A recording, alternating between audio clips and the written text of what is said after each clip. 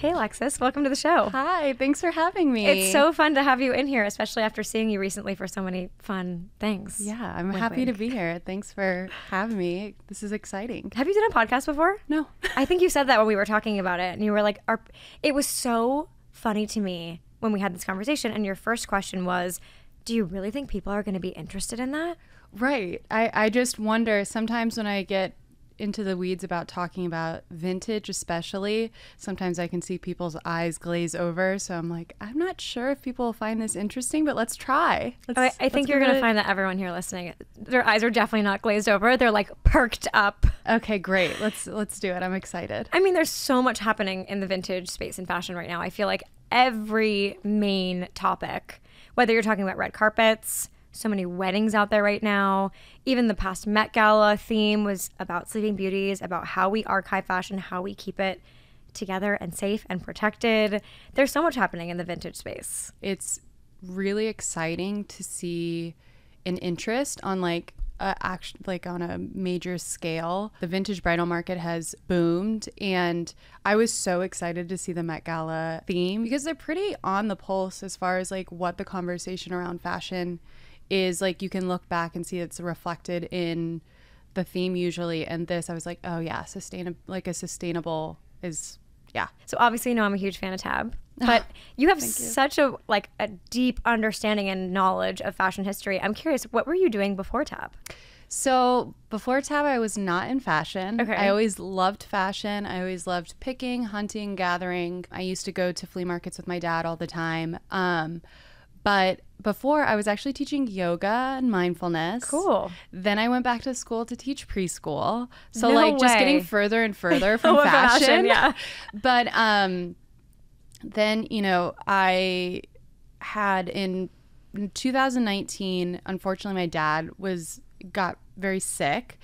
And we were able to have very profound conversations through that, where basically he was like, do not wait to do what you want to do. If you want to start a little vintage Etsy, go ahead and do that. Whatever you want to do, don't wait, because I cannot believe this is it. I literally can't believe it. And that night after that conversation, I bought the Tab Vintage domain and started selling on now an app that doesn't exist anymore, but it was called Object Limited. Oh my God, I remember that. I haven't heard of that in so long. Yeah, it was where you would cut. make your own curated. Yeah, edits, right? Yeah, it would be like Poshmark, but you would have your own edit. And so I started selling on there, made the Instagram, and then just started slowly building. And what it's become has been beyond anything that I could have.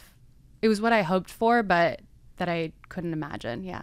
So something I have been asked quite frequently, and I feel like you will have all the answers for people listening, is what makes something vintage? So this is 20 years or older is vintage, 100 years or older is antique, and 300 years or older is ancient. So those are your markers. And in order to tell, a lot of times with designer pieces, you can tell from the tag, because each designer, part of their signature usually is that they will alter their tag to when they designed for that brand. So you can look at the tag and be like, oh, this is Tom Ford's era designing, or this is Yves Saint Laurent's original. You know, you can tell sometimes through that. And then you can also tell through the stitching.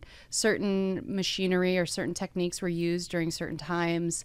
The buttons, where it was made. There's a lot of little markers, which is part of what makes discovering vintage so fun, is you get to be like Nancy Drew and sort of put together the mystery of where did this come from? What is this? And then as you uncover more elements to it, then you get closer and closer to where it is, where its origin is. I liked earlier you said you were like a fashion hunter-gatherer. Definitely. I love to hunt. I love to search, sourcing. It's one of my the lengths I will go to find certain things, because if I know it has to be out there, it's just not available one Google away. I've found things through hashtags. I've found things through all different ways to find what I need. What has been the greatest length? The greatest length is the hashtag. That's pretty probably crazy. like if someone asked me like, what is your like greatest accomplishment of sourcing that you were like, yes. So I was looking for a Jean Paul Gautier piece. It was not available anywhere. So I looked through the hashtag of basically that era. It was like there were a bunch of different hashtags that I looked for, and then I finally found somebody in France. She had the dress on, she owned it in her personal collection, she had hashtagged it. I sent her a blind DM and was like, this is extremely random, but should you ever want to sell this, here it is. Here's you have a buyer.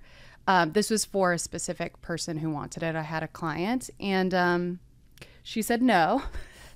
And then I just kept... I don't blame her. Right, of course. And I kept checking in. And then finally I went to the person I was buying it for, and I was like, give me a number that I can offer her. Like a number that's like a make me sell it number that you are willing to pay for it. And I'm just going to give her a full, like, here is the offer.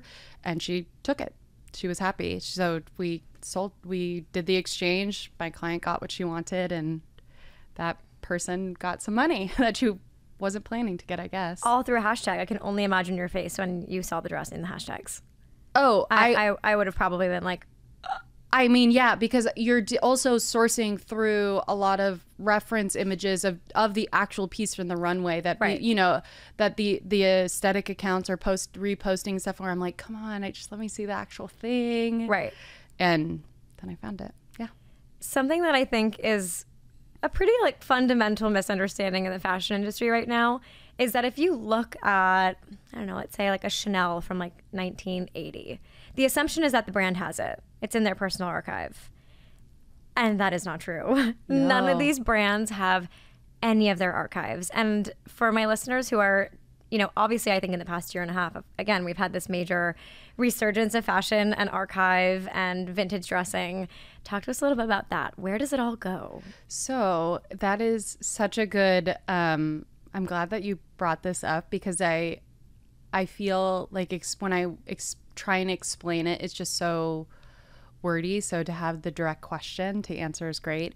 So there's a few different elements that happen when a brand creates a collection. So you have your haute couture clients, which you will have usually the sample on the runway, and then you have your haute couture clients that are buying the pieces.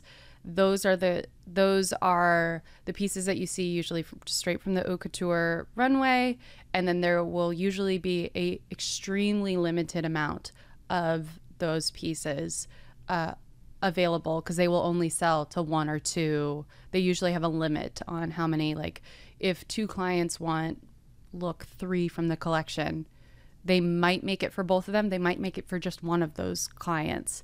And just to clarify really quickly, because yes. I never want to assume that people know what we're talking about in the fashion world. Sorry. No, that's on me. Don't even worry. Couture is like the finest. So it has to be handmade from top to bottom. Yes. So for something to be considered haute couture, it has to be handmade from top to bottom. It also has to be registered with the Federation of Haute Couture in France, which means that they basically regulate where everything comes from the thread to the fabrics. Everything is regulated. And then they also have to basically, to continue to be part of the Haute Couture Federation, they have to have a certain amount of tailors. They have to have a certain amount of tailors that have a certain amount of skill level. So it is very regulated, and it has to be made from top to bottom by hand. That's for haute couture. And then couture is just a very well-made garment. So some of the houses like Gianni Versace Couture and Terry Mugler Couture, those are ready-to-wear lines that just put couture in their name to basically note that they are very high quality. They are not considered haute couture. Okay. Haute couture garments have basically like a serial number on them, every single one. There's not many. There's not many, and you can actually trace it back to who made it, where it was made, when it was made, the location, everything. The houses will not they will maybe have their samples from those collections, but the ready-to-wear collections, those are, I mean, some of them don't even get made. They'll walk down the runway and then that's it. They're an idea. Yeah. That still happens today. Oh yeah. Yeah. So a lot of designers just make things that are concepts and they don't go to actual production. Right. Which I think is so strange. Or it goes to production in a different variation or different fabric. So it's part of what also makes what I do fun, is because if you find something that you're like, wait a second, I think this is a runway sample. I had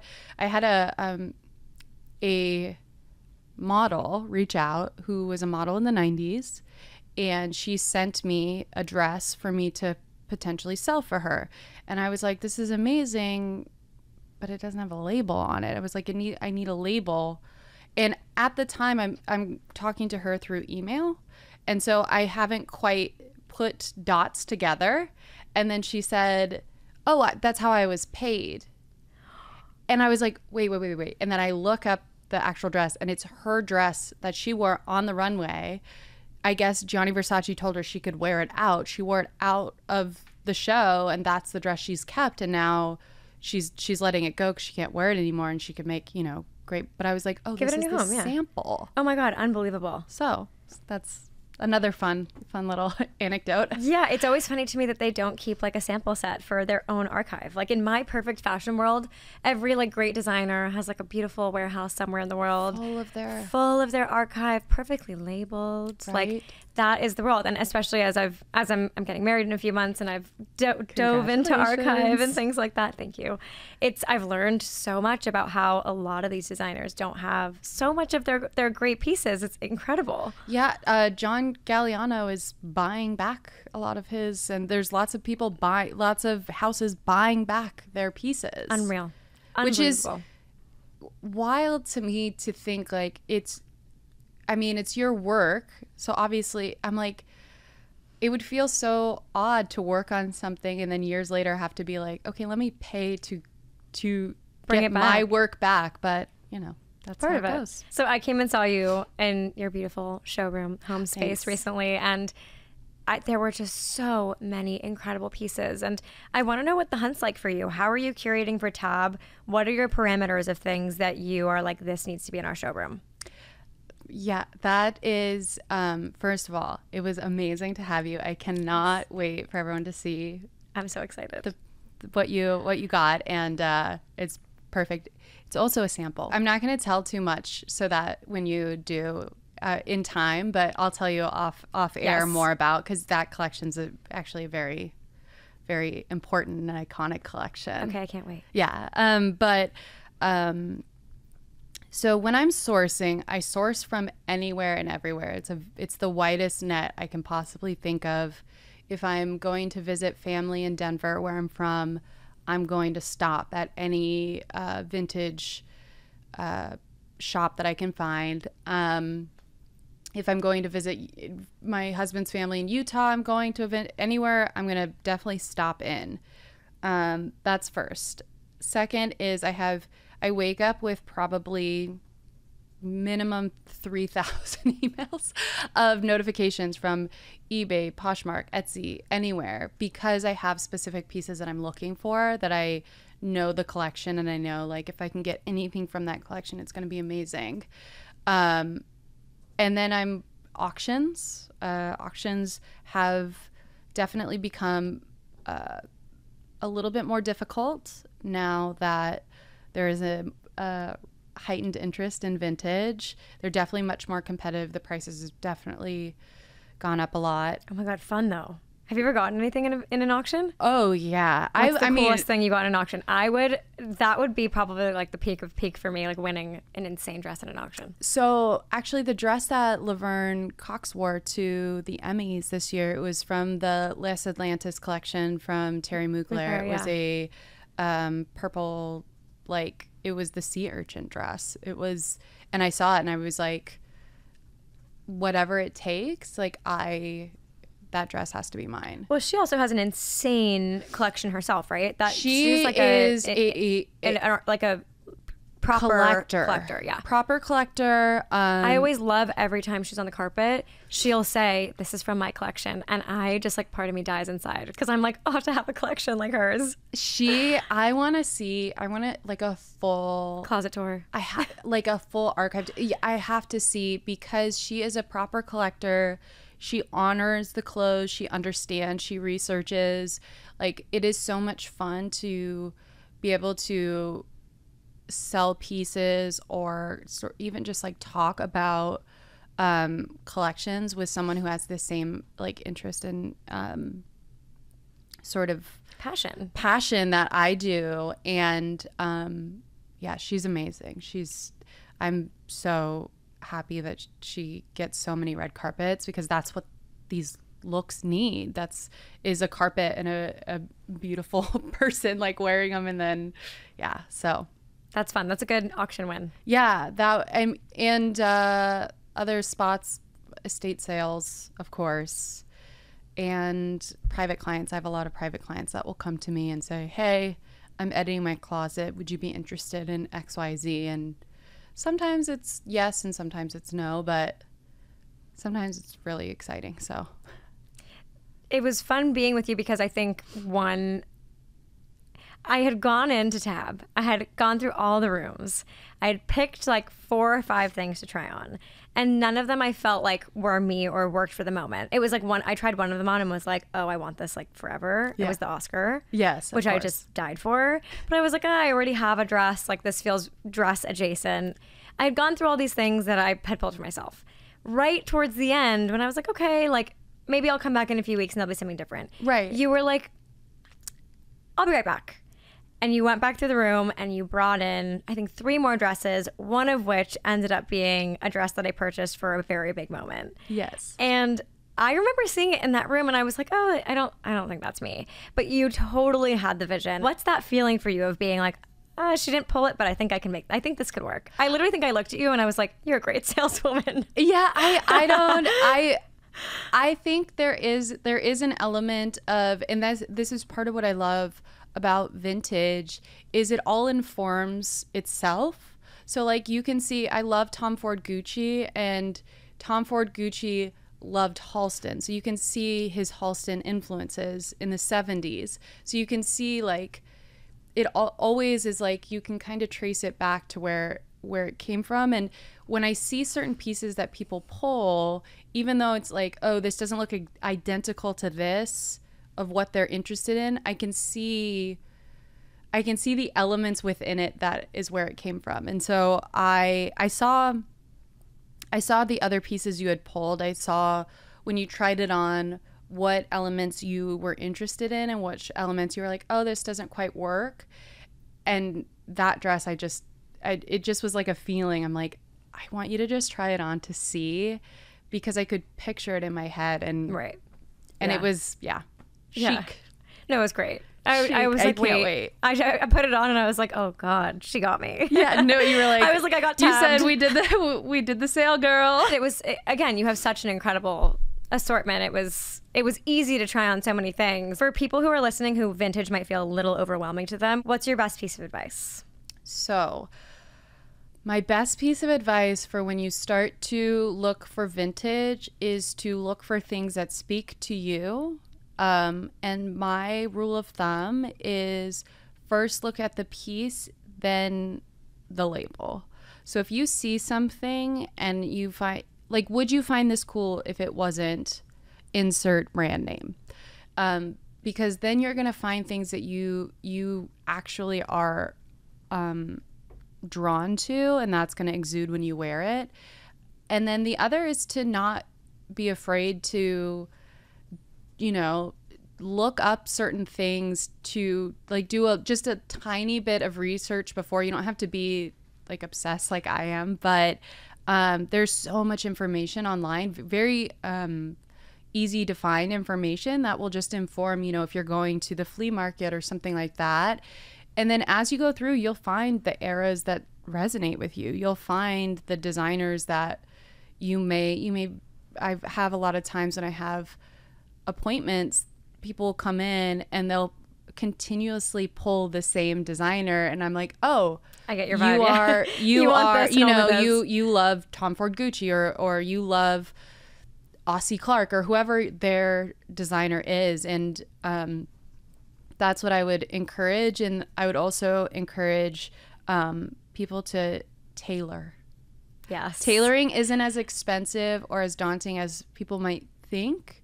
A lot of dry cleaners have tailors there, like and it's worth putting in $25 extra to have it fit you perfectly than for you to continually pull it out of your closet and not wear it because it doesn't fit you quite right. I love my tailor at my local dry cleaner. Yeah. Shout out to Frederick's on 3rd Street. I love it over there. Perfect. Like, I'm there twice a month just getting things tailored because you want them to feel good. And everybody's different. You have to figure out a way to get your clothes to fit you and flatter you. Clothes should fit you. You don't need to fit into the clothes. I always say, like, even if someone tries something on, I'm like, we can either make the dress fit you or we pick a different dress. Totally. Sort of vibe. You guys have had some pretty amazing moments lately. Alex Cooper's wedding was so great. And I think for her, it was... I love her first as a podcast host. I think she's so funny, and fashion doesn't really like pop in my mind when I think of her.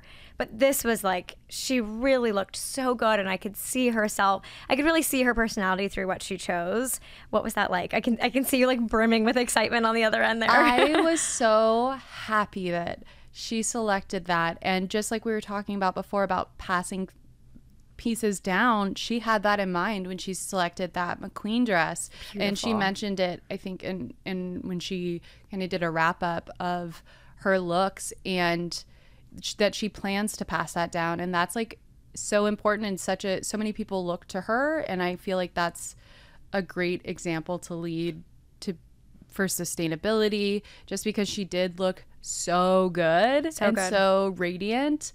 And it's exactly what you would want at your wedding, is to just look like the best, just like the hottest person on the planet. And the McQueen that she selected was super special, and she was very interested in doing vintage, and I'm so happy that it worked out the way it did. And tailoring, it was, she had the skirt made to match the Gianni Versace corset, which is, again, like, if you find one piece. So smart. I didn't know that the skirt was made to match the top. Yeah. So which is, And was the neck scarf added to the McQueen, or that was there already? So that was actually, it was a piece of the fabric from the back that was made into a neck scarf, which her stylist, made into. Yeah. But you make it into your own, and then that was like the whole look. I will note to the listeners that obviously, realistically, making a full skirt, unless it's a special event, might not be realistic. Totally.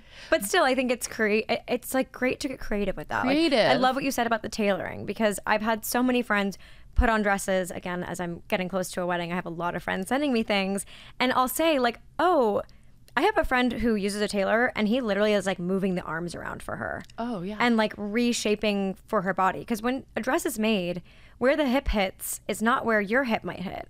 So she gets really creative with her tailor. And it's how a lot of the pieces, her special pieces that she goes out in, are things that you can get at any store, but they look so good on her. I think people really underestimate what you can do with a great tailor.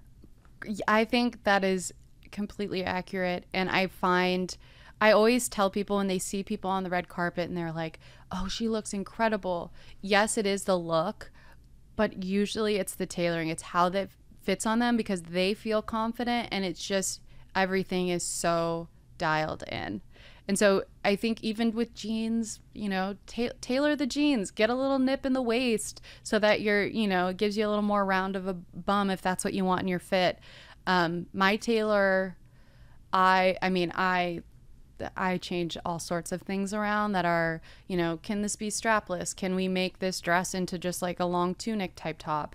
Your tailor came out in like a white doctor's jacket, and I knew she meant business. She was like, I am dissecting this thing like it's a body. She said, I'm here for operation. Yeah, I am. This is the game of operation. She was so serious, and I was like, yes, ma'am. And she pulled a piece out that we needed. Like, she has dockets of little fabrics and little tools and different things that we use, and she's always prepared. And I would trust her to deliver my child. I don't know. I'm not pregnant, but I'm like, I literally You're like, I would anyways. I would, yeah. I trust her with everything because she is so detail oriented that I'm like, I know she will do it the way it needs to be done. Or if she can't, she will have like an interesting idea of how it could work. I love it. I love it. Yeah. And you also just had Bella Hadid in the amazing YSL. Oh, that YSL. I've seen you post and I was like, who's going to wear that? Because it's just so damn perfect. And I loved it. I was like, can't I just wear pink to my wedding? But I'm glad that it landed on her because it looked stunning. For her for the fragrance press, I was so excited that she was interested in that because I think it was so elegant and so like regal, and it was when they said that she loved it and she was going to wear it, I was really excited. We restored the flower on it because it came to us just a little deflated, and I mean, it ended up being perfect. She glowed in it. Glowed. And for a fragrance launch like florals, it was perfect. She was glowing. I love that. I love when celebrities lean into during their like a method dressing moment. Yeah, when they are, it makes it more fun. Absolutely. Where you're like, oh, you're choosing to like play with us as we're like watching you promote this or do something. It's like we're all like winking at each other through. We're all in on the bit. Yeah. I love it. I love it. Is it bad luck if I ask you what's a piece that you're dying to source that you haven't found yet? No, that's not bad luck at all. Well, that's exciting because what if someone hears it and they're like, actually, wait. Okay, my good. mom I love has this glass half full mentality because I'm like, what if someone steals it? But no. So there is a white Yves Saint Laurent haute couture dress. It's from I want to say 87 or 88. And it came with an ostrich boa, which I'm not hopeful for that to have lasted. The more natural the fiber, the easier it breaks down. But the dress itself is like this silk satin, like liquid. And I know a collector who has it, and I'm just waiting for her to sell it. You're waiting for her to be like, okay, it's time. I don't know if she will because she has like 4 daughters. But yeah. But hey, 4 daughters. If one, I'd say okay, maybe not. But 4, I don't know. One of them's gonna like it. I'm one of 5 girls, so. And one of 5. You have 4 sisters. Yeah, and we all have very different style. So like, if there's something my mom has in her closet, it's going to one of us. Someone's wants taking it. I love it. Yeah, great. I know. Wow. But I still wish you the best of luck of finding it. I'm putting out good juju for you. Yeah. If there was one thing in fashion right now that you could change, what would it be?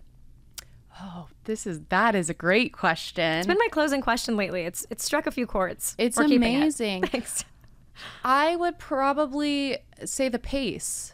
Everything doesn't need to be as fast. We're all looking, or not we're all, but it seems as if sometimes looking for the viral moment, but those don't have a shelf life. And I think we can slow it down a bit. We have enough clothes. I think people can really take a moment with, what they have. I would just slow down the pace. I would slow fashion. We have enough clothes. We just don't really know where they are. And it's your job to find them. That's why we love I people know. like you. I'm like me. I'm like out there. I'm like we love the hunter. We love it. Thank you so much for coming on. This was so much fun. I think this is one of my favorite episodes. I really loved hearing just all about your work, and it's so fascinating. And obviously I love Tab. I just want to live in your house. We love you, and Thanks. I'm so excited for the next few months when you roll out your looks. Thanks. I will be following. Thank you. Thanks Can't for wait. having me. Of course.